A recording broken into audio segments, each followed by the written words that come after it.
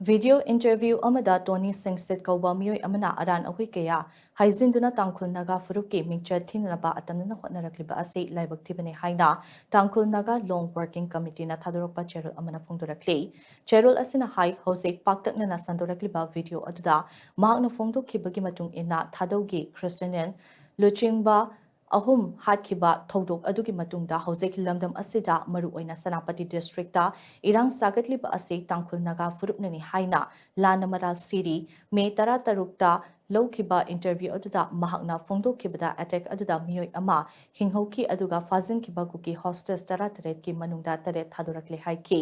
official state report ki matung inadi kangpokpi gi ambush aduda miyoi manga soki amadi guki gi hostess tara taruk thadokre adum oinamak nagagi oinadi hostess tara mari khaktamak thadokle hairi